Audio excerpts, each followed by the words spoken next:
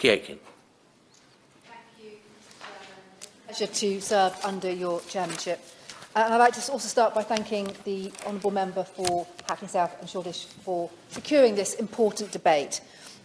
I'd also like to declare as an interest that I live in a building which has shared heating, though I do not have that shared heating. I have my own heating system.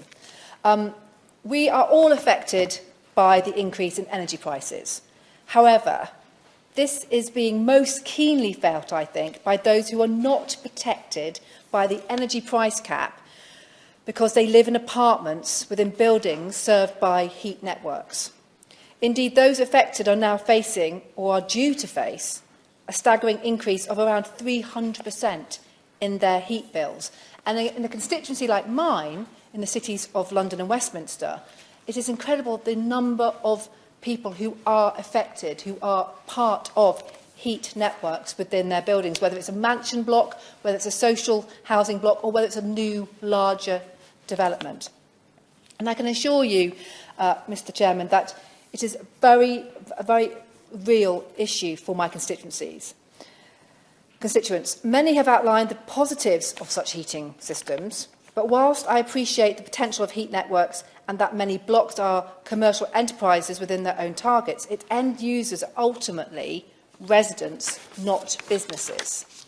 These residents, through no fault of their own, are fully exposed to extreme market changes, with little recourse to any help. And this cannot be left for any longer.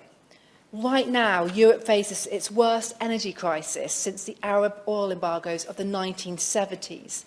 In turn, consumers and landlords operating heat networks are consistently reporting to me extreme examples of energy price rises.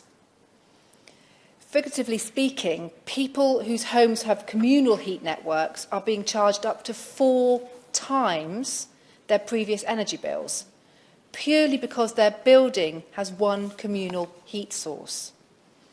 And it's for this reason I was grateful to have recently met with the Minister in the Lords, Minister Callanan, alongside my right honourable friend, the member for Kensington, to discuss these issues for central London in more detail.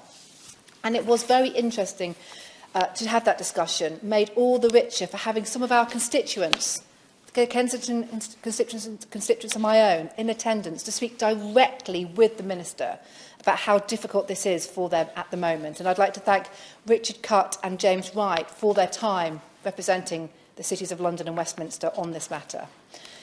It was promising to hear from the Minister that Bays is considering looking at options to legislate for Ofgem to be given powers to intervene when prices are significantly higher for consumers. And of course, I would welcome such powers, which would go a long way to protect residents in buildings with communal heating. But this being said, a question remains over how long it will take for legislation to resolve this issue. And as I've said, I've spoken to those affected, and I don't think residents can afford such a long lead-in time for the relevant laws to come to fruition. And now I appreciate we need to wait for the Queen's speech, which I hope will contain the much-anticipated energy bill. However, even if we prioritise this bill, we will only be seeing a result on the ground within a year or two. And after all, Bays will need ample time for policy development. We will then legislate for transparency on costing, so we can then see what organisations are paying, and Ofgem can then make sure consumers are not ripped off. So there is a huge time lag in this. Of course. I'm very grateful. Thank you, Mr. Pritchard.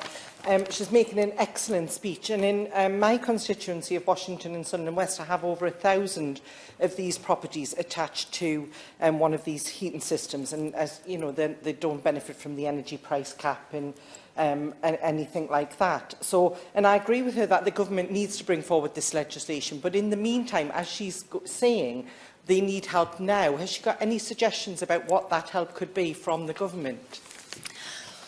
I thank the right honourable member for her intervention, and I hope that the Minister may address that point, that very well-made point, but we can live in hope. So let me go back to what I was saying. So through all the good and necessary steps that the government is taking on protecting consumers about the energy cap. It is quite difficult timescales for our residents who are now facing the cost here and now, and it will be interesting to hear what the Minister has to say about what help can be given, if any, for those on heat networks now. But I hope that if there is a consultation, and it's a quick one, it will also throw up lots of secondary concerns. For example, how can we address the details of meters?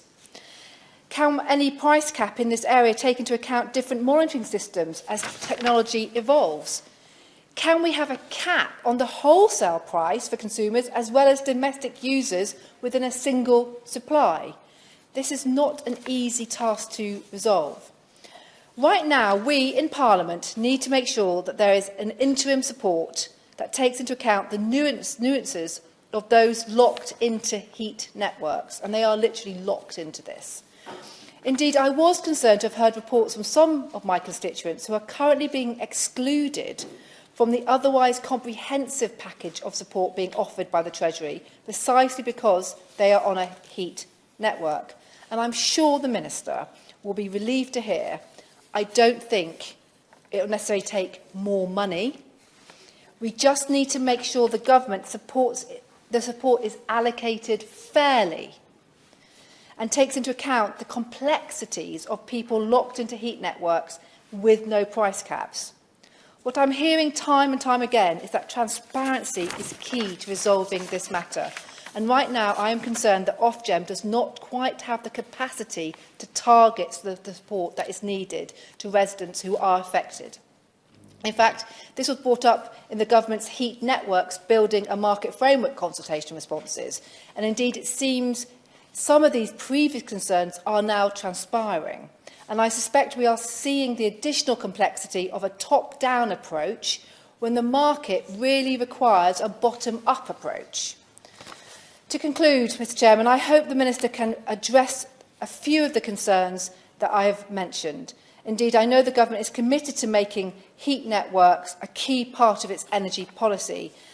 After all, heat networks have the potential to offer low-cost, low-carbon heat, but without intervention, now hundreds of thousands of families are facing horrendous and unaffordable heating bills. What is important here and now is that we must not leave families living on these schemes behind. Thank you.